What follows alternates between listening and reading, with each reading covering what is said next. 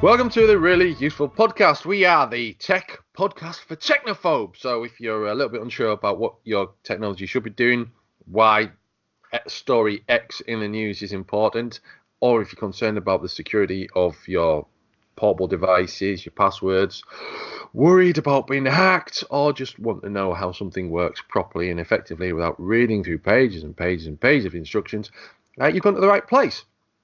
I'm Christian Cawley from MakeUseOf.com, and with me this week is Megan Ellis. Hi, Megan. Hi, Christian. Good to have you back on the Really Useful Podcast. We've got a few things to talk about, so I'm just going to give the listener a quick run through. We're going to be looking at another new Spotify feature, the chance for you to now use two-factor authentication on iOS provided by Android, and a way to find out more about Anne Frank provided by Google. We'll also be looking at ad-free mobile games, Instagram photo editors, and some interesting ways for you to reuse that old PC that's gathering dust in the spare room. Megan, how are you doing? I'm great, thanks. And yourself? Yeah, not bad, thank you very much. Have you been up to anything interesting this past weekend? Mostly playing Pokemon Go, which I'm not sure is interesting by objective standards, but that's what I've been doing. And yourself? What have I been? Well, it was Father's Day yesterday, so I received a few gifts from the children, including a Marvel-themed plastic tankard that you put in a freezer to chill your drinks, and a fart-absorbing cushion. I think they're throwing some shade there. That's what it says on the cushion. Okay, let's crack on.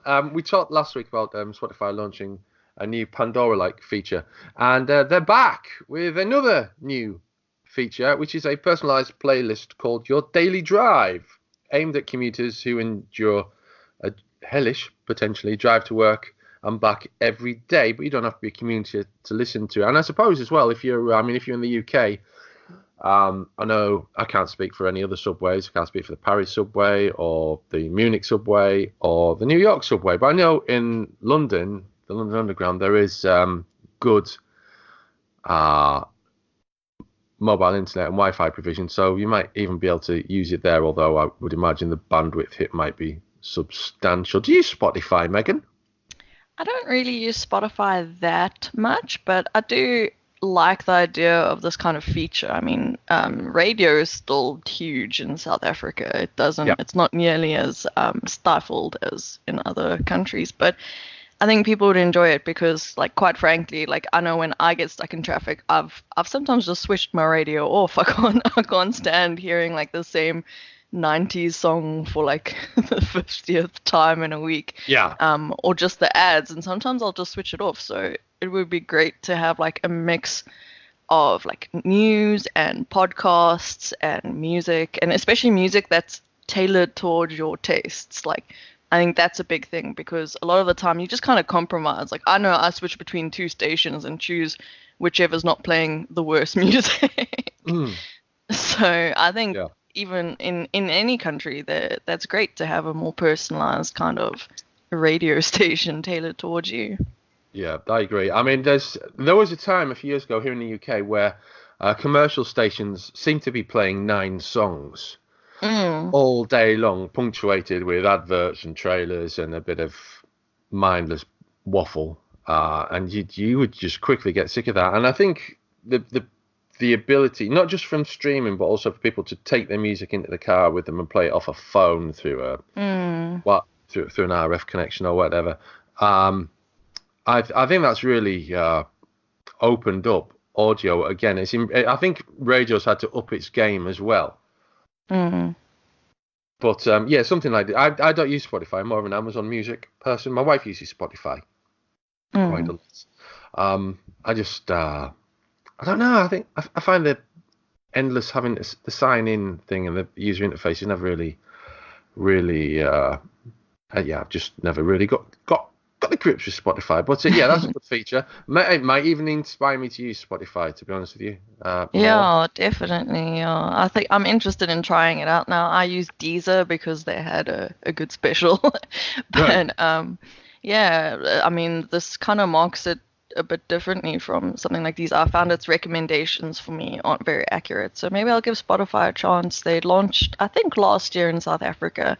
So it's mainly their late launch that prevented them from getting users like me who already had a music subscription service. So Yeah, yeah. recommendations are a funny thing, aren't they? For instance, I mean, I think we'd probably all agree that Amazon is probably the king of recommendations, but Amazon Music seems to struggle for me. For instance, I like Katie Melua.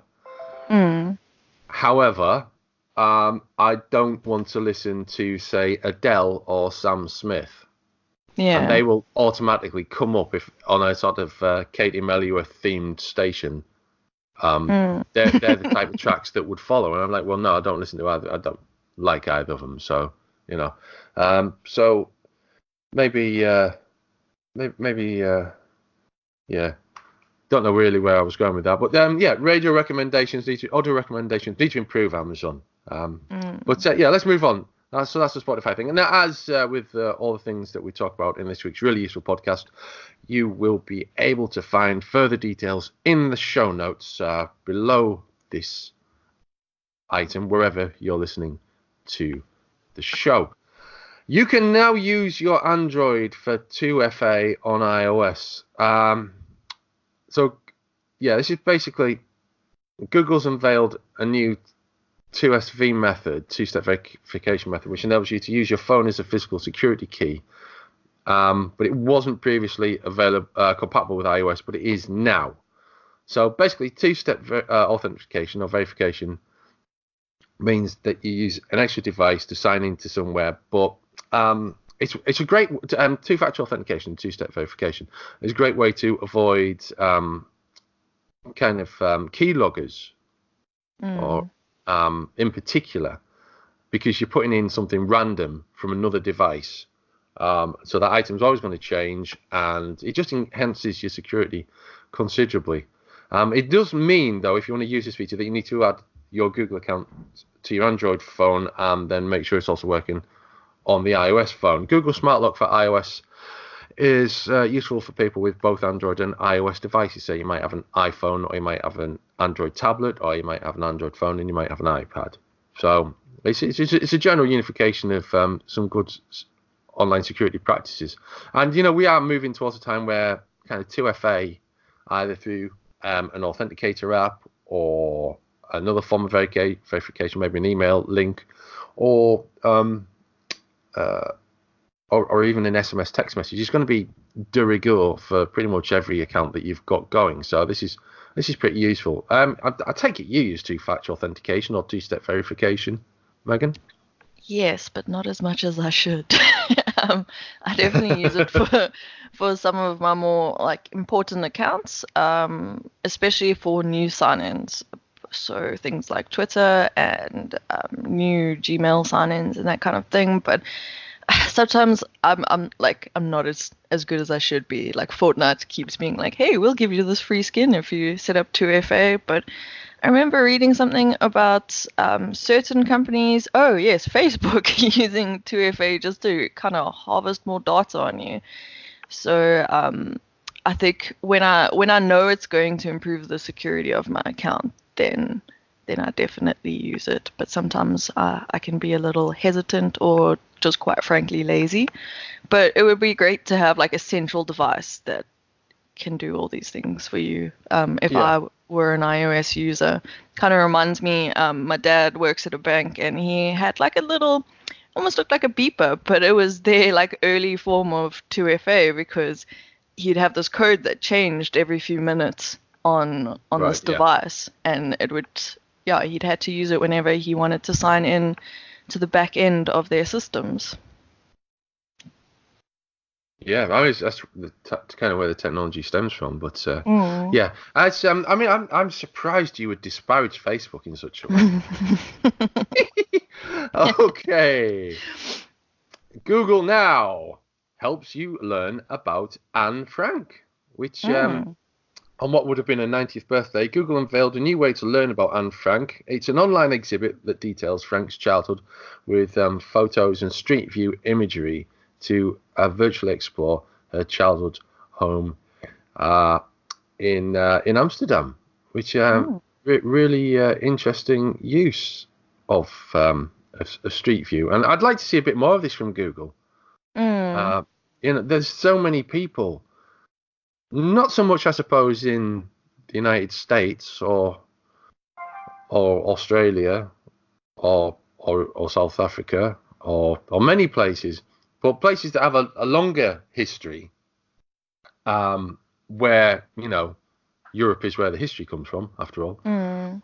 But these places, these grand old buildings that are still standing, places. I mean, there's I live quite close to the birth of the modern railroad, and there's still structures standing that were part of that. So that'd be another great example of somewhere where Google could sort of like take a look at providing something like this. Have you got? What would you like to see in Street View imagery, Megan?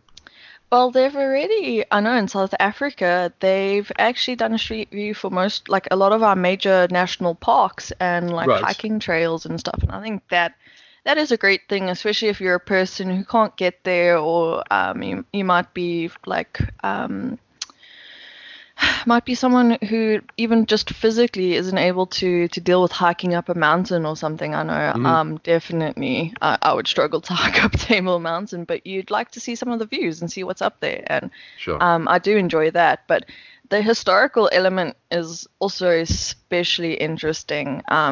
And I think it could be a great way if they expand to a lot of historical monuments, especially when local people can't afford to get there. So, for example, we have Robben Island Prison here where political prisoners were kept during apartheid, and Sure, yeah. most locals can't afford the actual ferry ride to get there because it's quite expensive.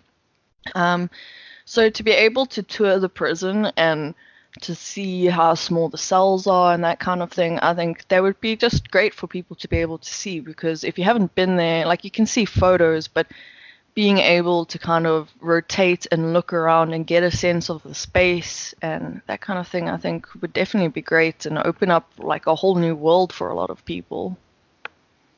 Yeah, that sounds really cool. There's a lot of things you can do. I mean, there's an enormous amount of things that you can do with Street View, as you're probably aware. I mean, I don't know about you, but if I'm going somewhere I've never been before, once I get off the main road, I tend to use Street View to get an idea of what the area looks like before I set off.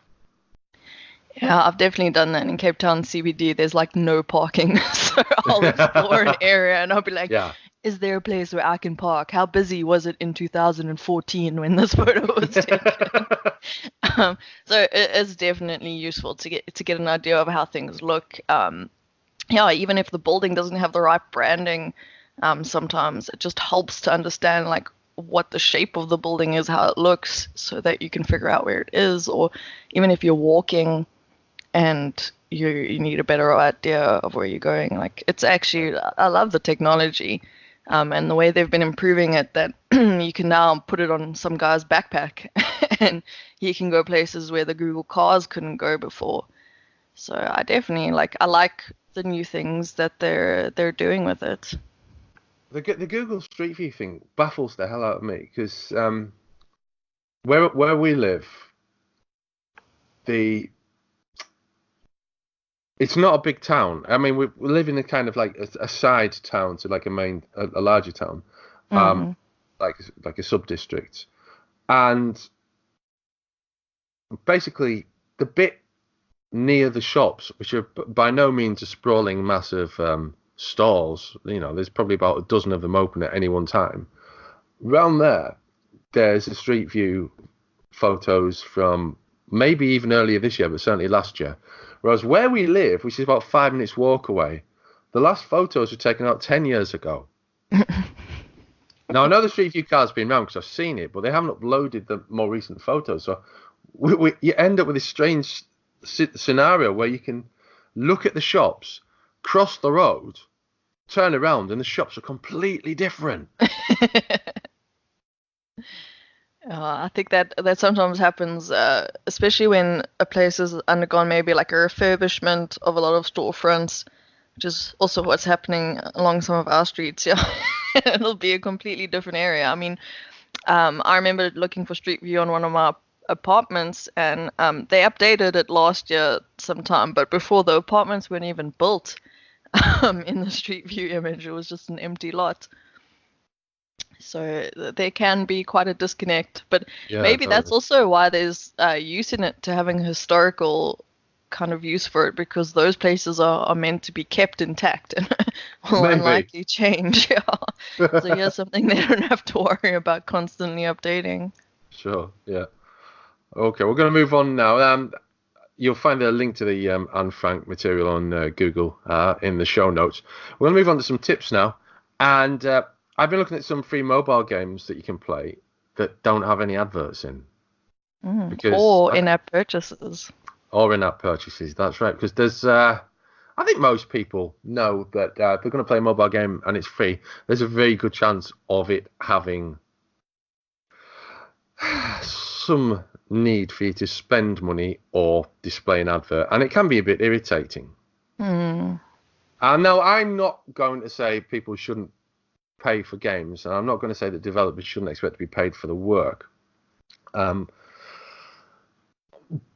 in a world where things are very disposable, paying for something that you might not really get on with long term seems a little bit. I don't know. It doesn't seem sensible. I mean, go back 30 plus years. I could buy a game for my Commodore 64 for £1.99. Now, in current money, we're looking at probably £5 or £6. And some of those games were terrible, and I don't. One or two of them I only played once, and there's probably a couple that I never played at all because I happened to buy something that was pretty good at the same time and only played that. So these days, there's an expectation that a game is going to be good if you're going to pay for it, and that's not always the case. So if you're new to gaming on your mobile, then having some free games to play that don't display annoying adverts and don't demand in-app purchases, then that's quite cool. So we've got 10 here, which I'm just going to run through. There's Stranger Things, a game, which clearly that's free, and also it's an enormously clever piece of promotional material, basically. There's Ultra Flow, there's Game Start Pixel Battle, Data Wing, Ohm, Pew Pew, Underhand, Wicked Lair, Cytoid, beg your pardon, and Make Nines. And there's a vastly different type of games across there. Cytoid's a music game, for instance. The last game I mentioned there, Cytoid, beg your pardon, Make Nines is a kind of a card, sort of a puzzle sort of a game. We've got card games in there. We've got shooters like Pew Pew, and there's so much going on in there that you will be hard pushed not to find something that you like, I feel. Have you played any of these, Megan? I've personally tried the Stranger Things, the game, especially when it came out. And then again, when we were covering it for the story, I took a look at it again, just to reacquaint myself with it. And I found it really enjoyable. It's that perfect dose of nostalgia, the branding, it's a promotional thing, but I find it's not too much in your face. You see the Netflix badge when you start your game, and that's about it. The rest is just about nostalgia and adventure game type stuff, but in a also mobile friendly way. So for example, you attack mobs and pick up items the same way just by clicking on them. You don't have to struggle with trying to use multiple controls to steer your character and that kind of thing. I think it's thoroughly enjoyable. And then I tried the OHM as well, the Virtual Science Center. Didn't get very far just because I was trying it out and then had to do some other things. But it's also it's partially educational, but it basically uses the dynamics of like electricity and energy and that kind of stuff to help you solve puzzles. And I think it's cool because it's not too patronizing when it tries to educate you about these things. It's like a nice refresher. So it's something that like school students, but then also adults can enjoy, and it's also just different enough to still be interesting. Sure, yeah. I do admire the synergy of Stranger Things, the game. It's a really clever move. making it free as well, because you so many tie-in games you have to pay for, to cover the license cost for the developers and everything. Clearly, this has been commissioned by Netflix specifically as a piece of promotion, which is just it works superbly, really. And I find there's a lot of games, like just looking into alternative monetization. When it comes to kind of educational things as well, there's a lot of agencies interested in funding these kind of games, because I know there was, forgot what it's called, but something that's also like a mobile game similar to, I don't know, just another kind of like collection game and puzzle game that's supposed to teach you about like fermentation and pasteurization and stuff. Okay. It was funded by some food agency as well. And then there was a game that was crowdfunding almost like processing power to help analyze cancer records for research. So again, the game's completely free and you play it just kind of like any kind of space shooter game, but the game's also kind of harnessing that processing power to help servers get through records and data. Right. So yeah, like sometimes games don't have to be packed with ads constantly. You can find alternative ways to monetize them, and like novel ways to use gaming for good causes. Yeah, definitely. That's maybe something we should look at another time, actually. But let's push on to some Instagram. No one knows what Instagram is. I've just invented it, and it's going to be with you on a mobile app sometime never. 5 Instagram photo editors to create better pictures, because Instagram's obviously got its own editing tool, hasn't it? But why would you use other editing tools, Megan?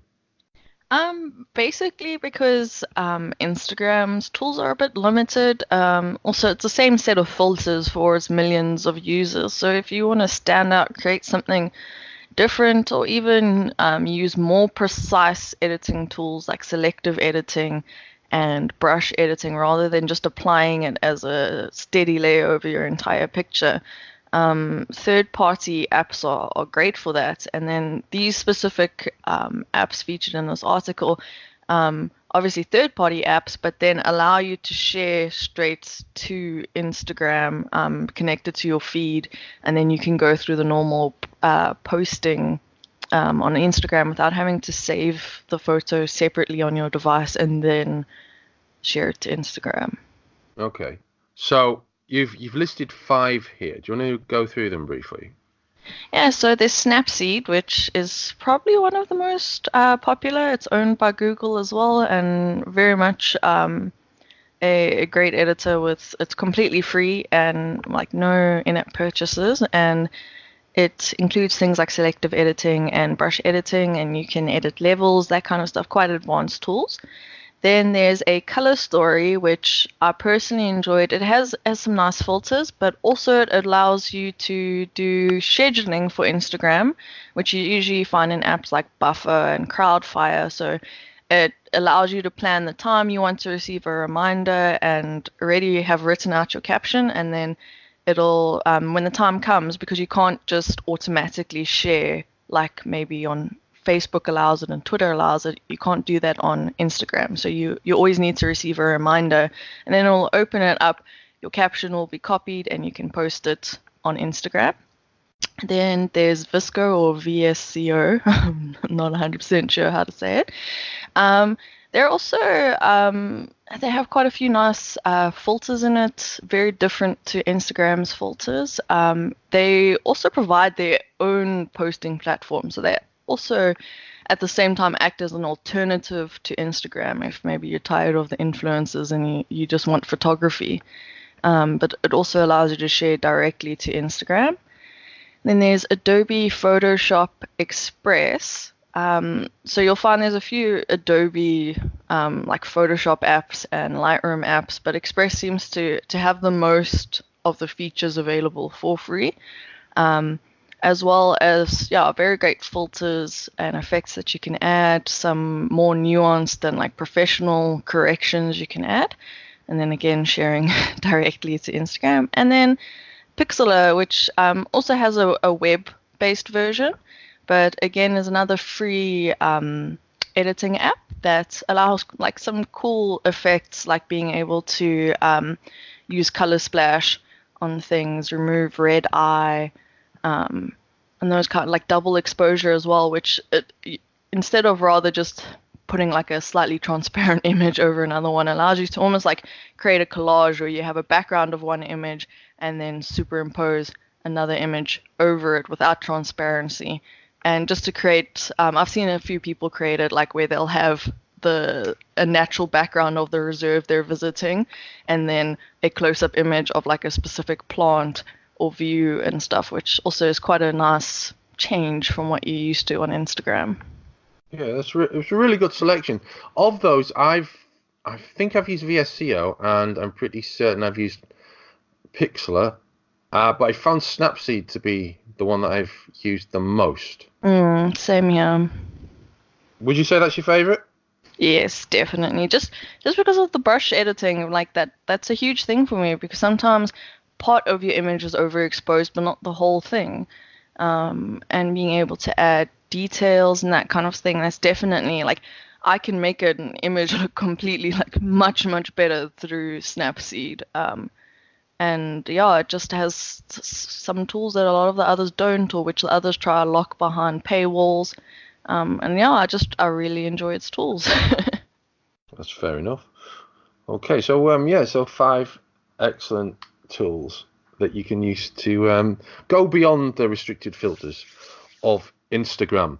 Let's move on to I think we've just got time to talk about this. You've probably got an old computer lying around. It might be a PC, it might be a laptop. It doesn't have to be gathering dust. There are so many interesting new things that you can do with it. There may be a problem with it. It may not be perfect for some purposes, but it may be absolutely ideal for others. So Make Use of colleague Georgina Torbet has produced this list of, I think she gave us 10 different ways you can use an old PC. And so they range across the most absurd things, which is a mineral oil cooled PC, which is basically a PC that is submerged in mineral oil for cooling purposes. You probably won't do that, let's be honest. Just like you probably wouldn't build your PC into a desk, but you might use it as a home security system. You might use it as a game server. Even a little Raspberry Pi can run a Minecraft game session on your home network. There's so many different games that can be run for multiplayer purposes on your own network. So that's a good idea. Setting up a web server or a home data server or a media center server. There are, a great number of things you can do with an old PC. Do you have any old PCs knocking around, Megan? I have an old PC case, but I think I harvested it for parts already.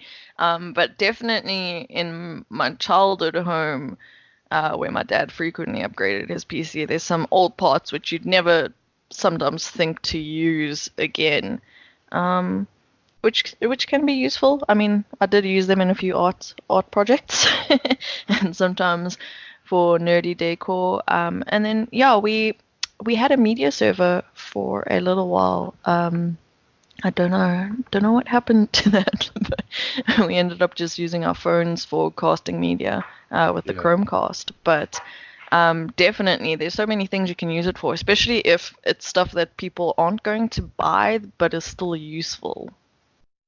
It's funny you should mention the arty things, because I'm actually using a drinks mat here for a coaster for my coffee, which was made from an old motherboard by me some years ago. And basically, how did I do this? I think I ended up cutting some of the chips off with metal wire clippers, and I tried putting it in the oven for about 6 hours at a lowish temp to sort of melt some of the solder and stuff off, but ultimately didn't work. So in the end, it basically got the ends sanded and rounded off, and some cork glued to the back of it. And it's just quite a few years ago, and it's still going strong. This little piece of this little motherboard coaster, and you can hear it just there, taking the weight of an empty Darth Vader coffee mug. So yeah, I mean that's another thing you could do with old PC parts. Recycle them as completely different things. I mean, there's some good fun projects in here, and it's what it appeared in our DIY section. So, the mineral oil PC, if you're interested in finding ways of maximizing the output from a computer, then mineral oil cooling is definitely going to push it to its limits. Mounting your PC on a wall or in a picture frame, I'm not entirely certain that anyone other than a DIY looking for something interesting to do is going to do that. But I think there's opportunities with the server side of things. And if you don't have an old PC and you do want to build a server, then there are other ways of building a server for pennies with a Raspberry Pi or a similar small computer. We've got some Raspberry Pi themed podcasts coming up in a few weeks' time. So that's a couple of things to look out for. We're actually going to be talking specifically about retro gaming, and then retro gaming on the Raspberry Pi. So keep your podcast app tuned in to that. That was an uncomfortable, clunky way of saying listen out for that one. But it's the age of podcasts and everything's new. So, Megan, was there anything else you wanted to add to this week's really useful podcast? Not that I can think of. I'm interested in hearing about this retro gaming with all the new consoles coming out for a premium. The retro new consoles that cost more than the originals. Yeah. So definitely, if you want an emulator instead of buying like another tablet that you'll forget about somewhere, or doling out a bunch of cash on a classic version of a console, you can get the gaming experience with the Raspberry Pi, and I mean, still maybe use it for a few extra things as well. Maybe indeed. I was actually using the NES Classic Mini yesterday with the kids, which kept them entertained all day long. So that's a win. Yeah, definitely. For kids as well, because I mean, we loved those games when we were kids. It's not like now where you get bored after an hour. You're like, okay, Mario was cool when I was 5, but I could only play it for a few hours as an adult. Yeah. Well, do you know what? I think Minecraft and a couple of other games, but mainly Minecraft, I think they've kind of contextualized retro style graphics. If you'd have, like 10, 15 years ago, playing like a game from the 80s, people would have more or less looked at you as if you're a bit weird. Maybe they still do that, but I don't know. Maybe I've not noticed. But I think 8-bit and 16-bit style graphics have been contextualized into the modern, slick cinematic style graphics that we get in games like Red Dead Redemption and Assassin's Creed and whatever. So they can sit side by side rather than looking like archaic remnants from a bygone age. Yeah, definitely. Like you're talking to someone who spent well over 200 hours in Stardew Valley, so I definitely understand the appeal. Yeah. I nearly bought a Commodore 64 Mini, or C64 Mini, I should say, on what day was it? Thursday or Friday last week. It was down to 50 quid. That's £50 now in the UK on Amazon. I thought, wow, I could probably buy that. And I thought, no, because actually my twins are 8 later this month. And if I've got £50 spare, then it's not to be spent on me. But maybe next month. We'll see how it goes. So, yeah, some retro gaming themed really useful podcast coming up probably next month. We'll be back next week with another topical mix of news and tips for you to get the most out of your tech. Until then, from Megan Ellis and myself, Christian Cawley, and the team at MakeUseOf.com, it's goodbye.